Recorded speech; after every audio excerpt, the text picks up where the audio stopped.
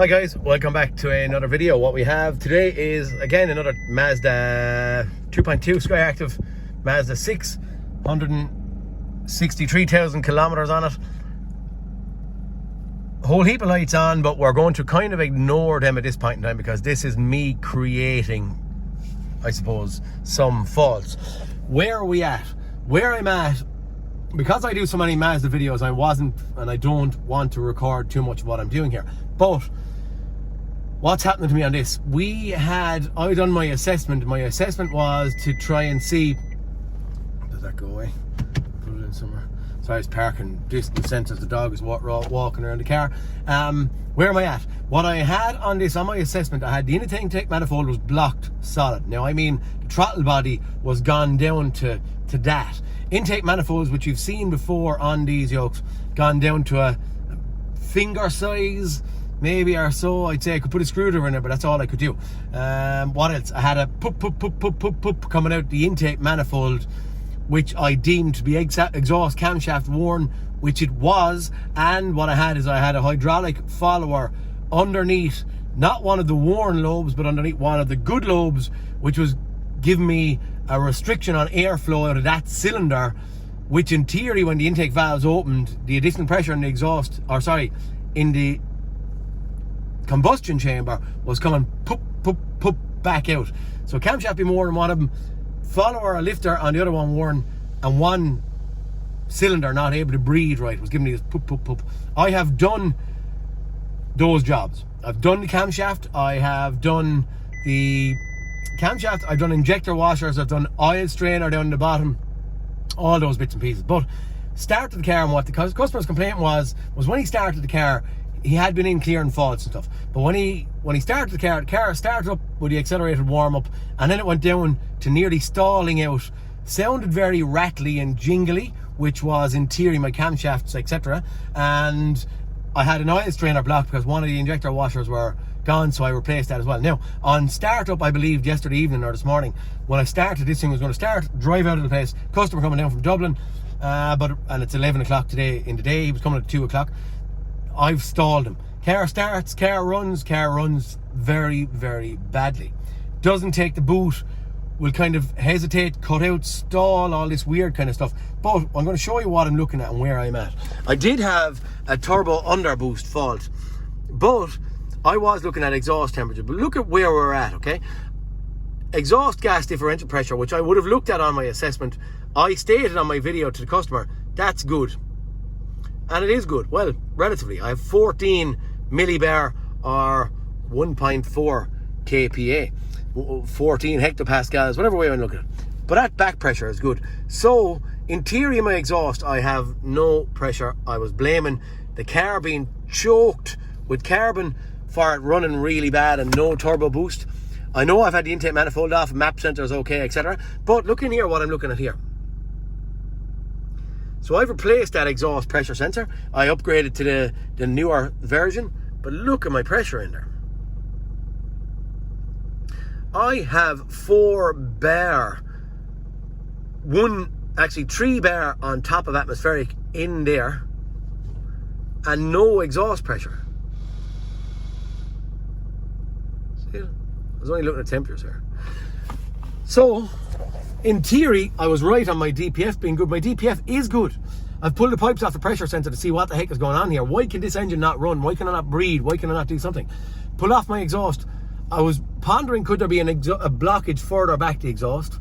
So if my differential pressure sensor is measuring the difference between point A and point B, before the DPF and after the DPF, if it had a blockage back there, the DPF pressure sensor wouldn't see a difference. It would see a rise in pressure, but it wouldn't see a difference. Hence, it might give me wrong readings.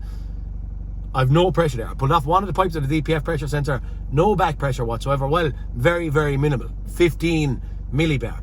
So, I, in theory, have a blockage. This exhaust pressure sensor has taken a pipe off the top of the head, just where the exhaust gas comes out of the head, and looking at the pressure there. I have a huge amount of pressure there, which is only there, but not further down the line where the DPF is. So where the turbo is, it's not getting through the turbo. What I have done is I've went out and I went in and I've had a look. my main turbo is spinning. I've had a look at on my assessment, the flap on the smaller turbo, and that's intact. I didn't go in deeper and go looking to see was the turbo spinning, because I just was blaming all of the intake manifold for everything I was seeing here. But lo and behold, I have some crazy situation here. I don't know what it is. I've never seen this before at all. But what I will give you in a while, Alan is sitting over there and we have an engine taken apart and our turbo thrown over here somewhere. I'll give a little fast look at something, maybe on the turbo, to try and decipher what we're up against here and where we're going to go or what the heck. But anyway, that's our challenge for now. Hopefully I'm hoping that I have this done within an hour, whatever the heck is going on. Okay guys, I have this thing running as we know. So look, again, I'm showing my exhaust back pressure there, that it's absolutely huge, okay? The car is going to be noisy, unfortunately. What I'm going to do is I'm going to pull that pipe going on to the main turbo. I'm going to just pop off that, okay? I'm going to pop it off and I'll put this on a graph. Pop it off. Now you won't be able to hear me too much, but just watch.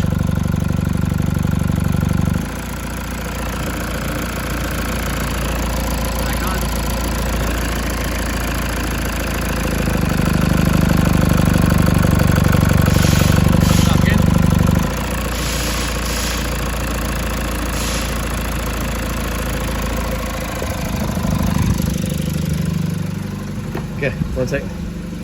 Not that noisy yoke. Okay, so here's a turbo. Not the best or easiest yoke to leave or allow sit around. Basically, what I've pulled the pipe off of was off of that yoke. So when I'm pulling the pipe off of that, this is being pulled in to the actual full boost position there. When I pull the pipe off of it, I open that. And by opening that, I'm trying to decipher what I'm actually doing. Could I have this thing not rotating in here? I do know that this side of it is rotating. I have seen that firsthand. I've had the intake pipe off it. Now I don't know when this thing is ticking over. Sorry about the gloves being in bits, everyone says to me. I don't know. In here then we have this actuator is controlling flow of the actual which turbo it goes through. So there's one port heading down here, there's one port heading down here. The port that's actually heading down here, now that I'm looking at it, maybe might make it a little bit easier. The port that's heading down here is running down and onto the smaller turbo. Okay, so by opening this, we're allowing flow through here, which is getting rid of our pressure. Okay, cool. Interesting. Now, if this thing wasn't working, i.e., or if it was blocked all the time, can we see that or see what that thing looks like? 1 second, it's a heavy yoke. Right, you can see in there that actual flap, and if I move, can't get at it, can I? I can't get at that other yoke too much, but if I move that big arm in there, which comes from this big canister, I am opening or closing this thing. Now, could that be stuck closed and or seized solid? Because if that was seized solid and not opening, well then in theory I wouldn't have flow coming through. Where are we going? Through the main exhaust down here. Yeah, because it comes down here and then it's right on that side of it. That thing potentially could be drawn into the full boost position. Sorry, what am I saying? Drawn into the fully closed position. And if so, all very interesting. I'm trying to even get it in my head. I'm going to do a little bit more examining on this thing. Like I've changed turbos quite often, but I've never really had to get into the nitty gritty of what they're doing or where we're going. But I do think that this is going to be a control.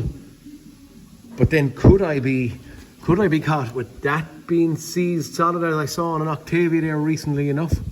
I could, but I've no pressure from here out the exhaust system, but I have the pressure in here where the exhaust pressure sensor is bolted on. It's coming up and around and up here somewhere by the head. So the pressure's in here, I know intake manifolds and all that are good because I've done them. Pressure's in here, but not here. So it's derived here is our problem. Whatever the heck is going on. Interesting. This is cool breeze. Okay, that's becoming an artiste. Oh, me fancy drawing and all that cool stuff.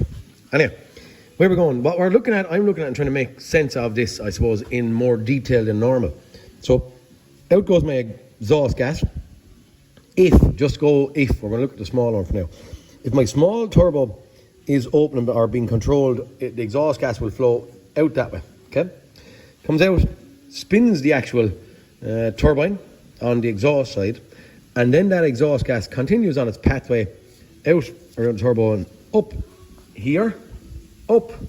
There's no trapdoor on that pathway for the small turbo. So we have S, I'm only putting S in here for small with exhaust gas traveling that way.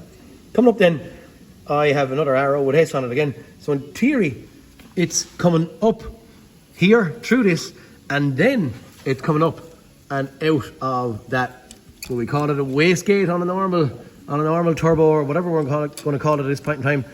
But if I have that closed, basically what it's doing, and that's what's happening when I start the car, this thing is being drawn in.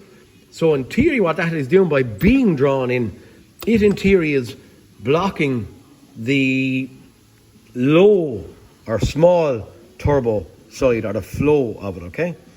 So what I'm thinking is changing when I'm opening this. What I'm doing is I'm allowing for flow out here through this, up out that wastegate valve and off out the exhaust, and my exhaust pressure, as you saw on the scan tool, dissipates. So in theory, I don't know if the car is right or wrong, or a vacuum pipe's on right or wrong, or what the heck is going on here, but in theory, if that's correct and that's meant to be closed at idle on a good system, in theory then the exhaust gas at idle is flowing through the larger turbo, and in theory the larger turbo only. Now unless the variable is that we've pipes or something on wrong, or control solenoid stuck open, or something weird going on. And as I said, there's no point looking for fault codes. Now I have a barrage, had an underboost fault, but I have a barrage in there from me pulling off or disconnecting everything, taking out the airboxes. So the only thing I'm changing by opening this, or pulling off the pipe and opening that trapdoor, is allowing exhaust gas to travel through the small turbo, and the pressure is dissipated. Okay, so we'll go back and pretend that that's meant to be closed. If that's meant to be closed, and I'm meant to have exhaust gas traveling out here, up the way, so this is the big one, I'm going to call it here. Exhaust gas comes up, I drew it into it, but I shouldn't really have. Goes up, goes through the turbine, and basically just comes out through here and off out the exhaust. So a very short run here. And why would I have pressure in there? The only reason I'm going to have pressure in there is, one, if that trapdoor that's in there is not, can you see it? You can see it, I'm pressing on it there. If that trapdoor is held closed and it's naturally sitting in its open position right now, so nice to be able to test it, we can see it. Disconnect our pipe here, this should open fully. If that's open, well then in theory we have a restriction here where the air is actually trying to get past that turbine, and that turbine in theory is not turning freely. Now we do know that it's turning on that side when I have the car running, it's spinning there, put my finger on top of it and I can feel it spin. Could the shaft be broken? You know, or I'm trying to think of variables here. Could the shaft be broken? Is just the intake air spinning the intake side of the turbine but not spinning this one at this side? Or what the heck is going on? I do not know. Probably going to make sure that this flap in here is working first, and then try and see if the turbo, if we can get in to see it in the turbo. I don't know. Yeah, potentially maybe we might be able to get in an exhaust temperature sensor here. All this was to be washed this morning, but anyway, after me heavy clean, it's not done yet. Maybe I could get in a borescope in here. Maybe I could see the turbo and prove if it's turning. But there's something crazy going on here. This is actually, as I said, very interesting. Do you want to see any more of this thing? On the intake side, maybe anyone fast forward if you don't want to see this. On the intake side, what happens is the air comes in here. All the air comes in and through the main turbo, so that has to be spinning. If that's spinning, then the air comes in, down through this pipe, so that little join in there, down and into the actual turbine here. In here now we have the changeover flap. So in there, just where that flap is broken internally, there's a hole, so all the exhaust gas comes in there. I'm looking, but my camera's not seeing it. All the exhaust gas, sorry, all the intake air is coming in down here at the other side of that trapdoor that's broken on this one. Now, that door has to be opened, held open, and if it's held open, now what happens is the gas that's coming down here comes out here and doesn't go through this thing. It's just heading straight, in theory, flowing from the big turbo down, around and out here, not really going near that. But if it closes that door in here, well then what happens is the air that comes in here has to go in through the turbo, up and around and out that little hole here for the smaller turbo, up and into your engine. And we're kind of aware that the smaller turbo system is working. Again, there's another variable. If this thing is at idle, not able to breathe through the bigger turbo, no, but it can breathe through the smaller one, so we're not of concern here. We're not concerned with that trapdoor there. It can go through here, and the smaller turbo is in theory doing its job, so we'd only be concerned about high up boost if that was stuck closed. When they break off, you have no boost low down. But yeah, okay, right. It's all kind of complicated. A lot of stuff on these yokes, a lot of actuators, a lot of things to move, a lot of yokes to be working and doing their job. But for now, anyway, we're going to figure out what the heck is going on in here between that flap and that turbine. I think in here is going to be the easiest one to look at first, the big actuator, and just make sure that that thing is working and not stuck closed. It's unlikely, but not stuck closed. Okay guys, I have proved that. You'll have to take my word on it there now. I have the vacuum pipe off it. I've proved it working without pulling off any of these heat shields and stuff, and that it's free and able to move, so that ain't the problem anyway.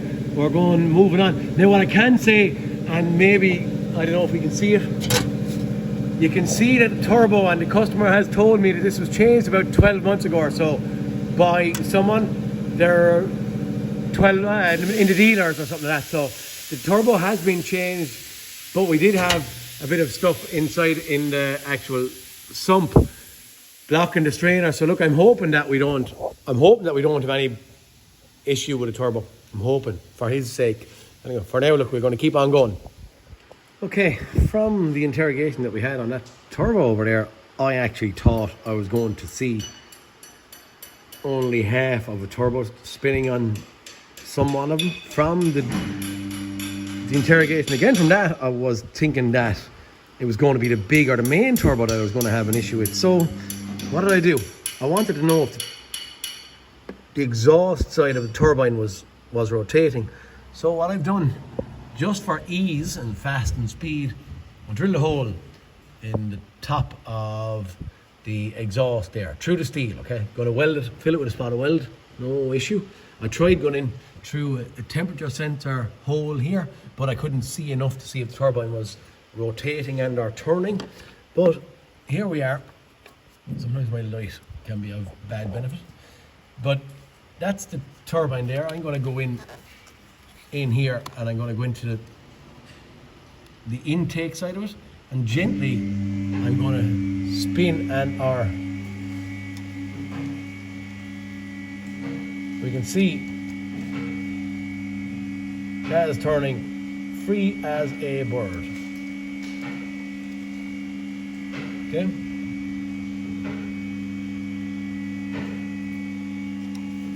So barking on the wrong track here. Is it the smaller turbo?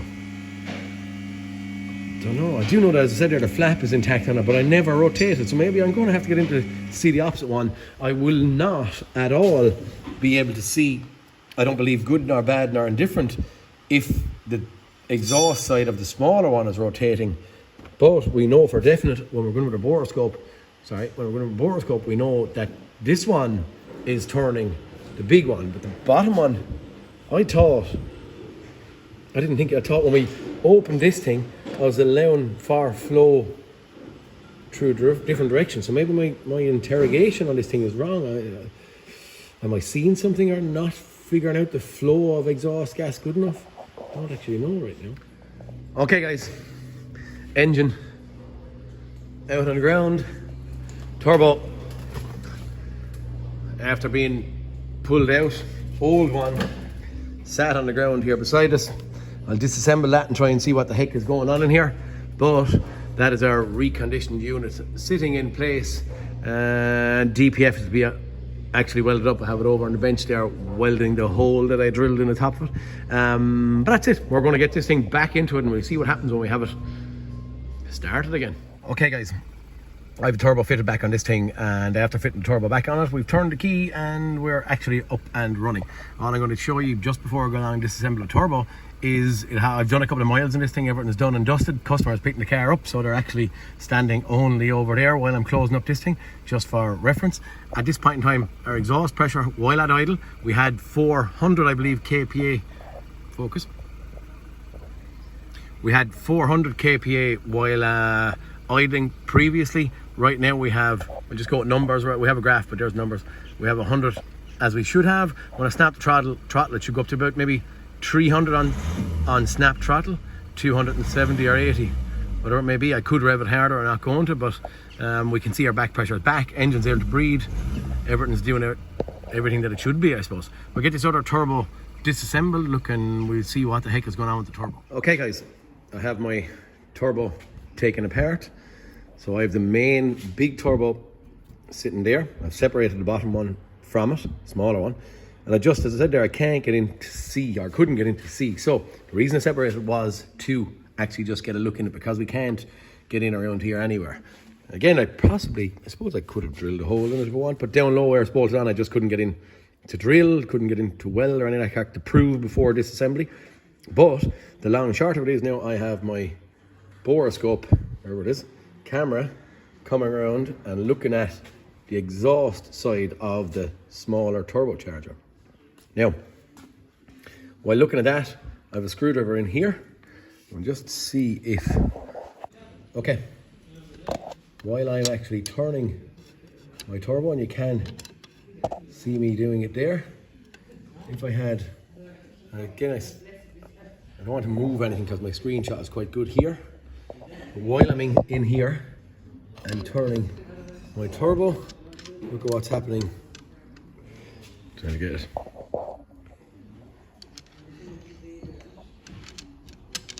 We have no movement. It would be lovely if I could get it on both screenshots. Basically, I can see it here, but you can't. Can it?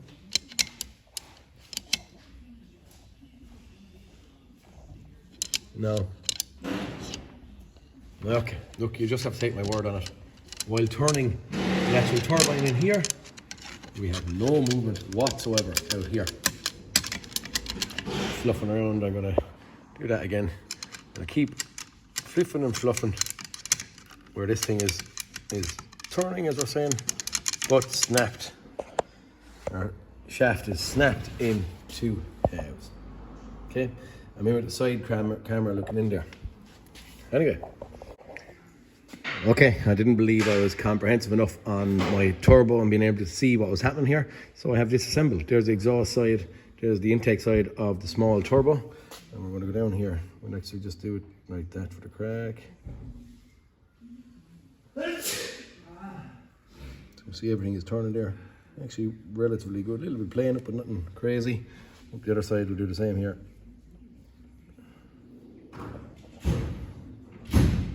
Nut, shaft, turning, but yet more play, whatever way we want to go about it. More play on that side, but the shaft is broken clean in two halves. Interesting. Just for comprehensiveness. Smile, car is done, car is gone, as you know, but I wanted to take this thing apart just to see what we're up against. For this one anyway, lo and behold, why did we have huge exhaust pressure? The reason we had huge exhaust pressure was because that turbine wasn't turning. And lo and behold, when I opened the wastegate on the other one, I was giving it an exit gap. So the exhaust gas was getting out a different gap, up to the big turbo, out to the big turbo, everything cool as a breeze. Ooh, interesting one. Nice to see, nice to prove, nice to have everything back in order. But for now anyway, that is this one closed up. Mazda again, but hope you got something from this one. A little bit of a different Mazda one, and the first time that I've seen this actually happen. Turbo's gone all the time, but never the shaft broken, never big huge back pressure.